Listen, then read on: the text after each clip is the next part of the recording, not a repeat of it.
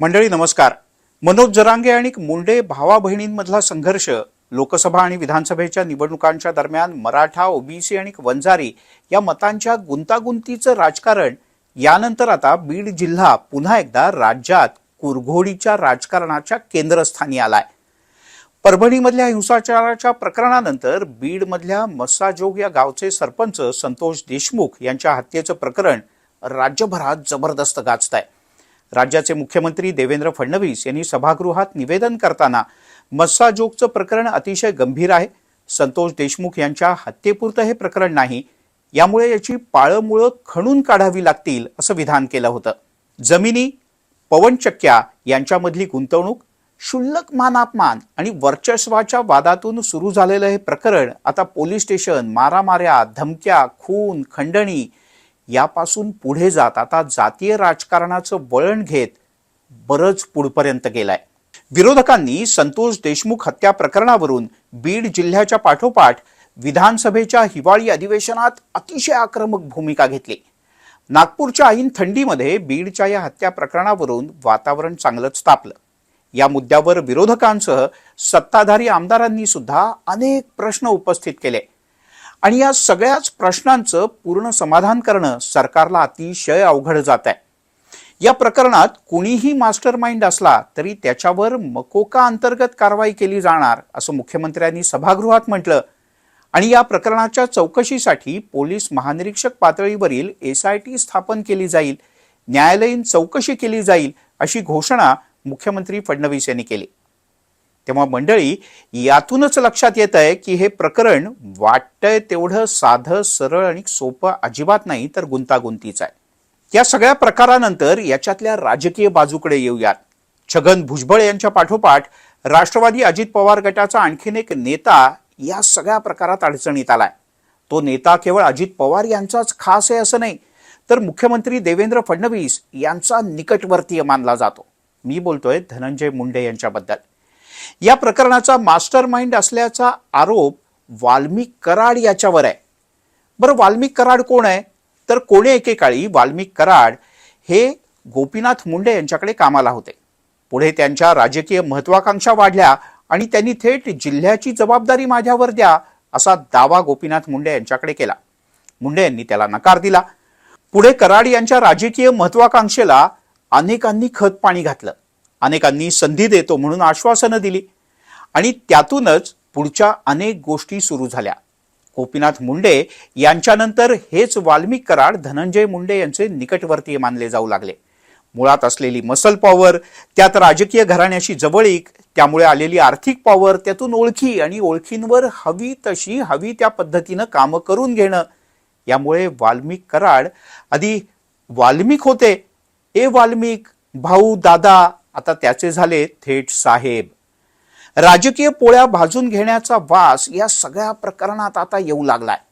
कारण पवनचक्कीच्या कंपनीकडून खंडणी मागण्याचं हे प्रकरण किंवा जागेवरचा कब्जा, हप्ता वसुली याचं प्रकरण थेट धमकी देणं, मारहाण करणं आणि हत्येपर्यंत पोहोचलं. या सगळ्या प्रकरणात एक नव्हे, दोन नव्हे, तर 3-4 प्रकारचे वेगवेगळे गुन्हे दाखल झालेत.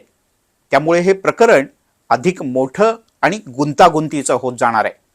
बरं, संतोष देशमुख हत्या प्रकरणात वाल्मिक कराड यांचं नाव घेण्यात किंवा त्यांच्याकडे अंगुली निर्देश करण्यात नमिता मुंदडा या भाजपच्या आमदार आहेत, सुरेश धस हे सुद्धा भाजपचेच आहेत, तर संदीप क्षीरसागर हे राष्ट्रवादी शरद पवार गटाचे आमदार आहेत.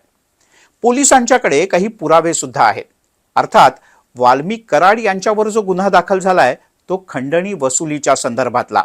पण मंडळी, याच संतोष देशमुख हत्या प्रकरणाचा वापर आता राजकारणासाठी सुद्धा जोरात सुरू झालाय. जिल्ह्यातून 1-2 सोडले तर बाकी कोणत्याच आमदाराला धनंजय मुंडे जिल्ह्याचे पालकमंत्री व्हायला नकोय. इतकंच नाही तर आता नाव आलंच आहे तर काही जण मुंडे यांच्याबद्दलचे जुने राजकीय हिशोब चुकते करण्याच्या तयारीत आहेत. पण याचा अर्थ वाल्मिक कराड आणि धनंजय मुंडे यांची जवळीक दुर्लक्षित करता येणार नाही. कराड यांच्याकडे संतोष देशमुख हत्या प्रकरणाचा मास्टर माइंड म्हणून अनेक जण बोटं दाखवत आहेत. पण मगाशी म्हटलं तसं कराड यांच्यावर दाखल आहे गुन्हा तो फक्त खंडणीचा. आता तर असा दावा करण्यात आलाय, अधिवेशन सुरू आहे आणि वाल्मिक कराड नागपूरमध्येच एका फार्म हाऊसवर आहे, पण त्याला अटक मात्र होत नाहीये. पण मस्साजोगीचं हे प्रकरण अतिशय गंभीर आहे. संतोष देशमुख यांच्या हत्येपुरतं हे प्रकरण मर्यादित नाही, तर याची पाळंमुळं खणून काढावी लागतील आणि जो जो कोणी यात सहभागी असेल कोणालाही सोडलं जाणार नाही, असं विधान मुख्यमंत्री देवेंद्र फडणवीस यांनी भर सभागृहात केल्यानं या प्रकरणातलं गांभीर्य सुद्धा चांगलंच वाढलंय. पण मंडळी, या सरकारपुढे निवडणुका झाल्या, मतदान झालं, मतमोजणी होऊन महायुतीचं सरकार सत्तेत आलं, पण तिथपासून या सरकारमागचं शुक्ल काष्ट काही थांबता थांबत नाहीये. आधी शपथविधीचा मुहूर्त नव्हता, मग मंत्रिमंडळ विस्ताराचा मुहूर्त नव्हता, आता मंत्रिमंडळ विस्तार झाला पण अजून खाते वाटपाला काही मुहूर्त नाही.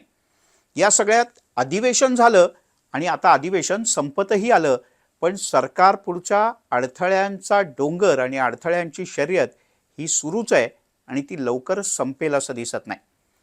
पण मंडळी, या निमित्तानं आणखीन एका गोष्टीचा मला आवर्जून उल्लेख करायचा आहे. हाच बीड जिल्हा ज्याने एकेकाळी गोपीनाथ मुंडे यांच्यासारखं सर्वांना कवेत घेऊन पुढे जाणारं नेतृत्व पाहिलं.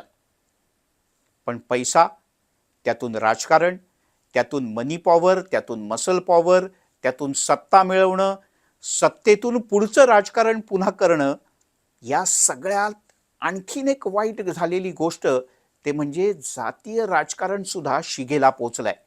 आणि या सगळ्यात होतंय काय, तर बीड जिल्ह्याच्या विकासाकडे जनतेचंही दुर्लक्ष काही प्रमाणात होतंय का, आणि त्याही पेक्षा प्रशासन आणि राजकारण्यांचंही दुर्लक्ष होतंय का, असा प्रश्न विचारण्याची वेळ आली आहे.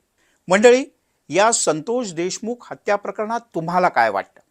चेहरा कोण आहे? मास्टर माइंड कोण आहे? कोणावर कारवाई झाली पाहिजे? तुमच्या दृष्टीने संशय नेमका काय आहे? तुमच्या मनातले प्रश्न काय आहेत? सगळ्या प्रश्नांची उत्तरं मिळाली नसतील तर तुमच्या मनातले प्रश्न आम्हाला नक्की लिहून कळवा. तुम्हाला हा व्हिडिओ कसा वाटला आम्हाला जरूर कळवा. धन्यवाद.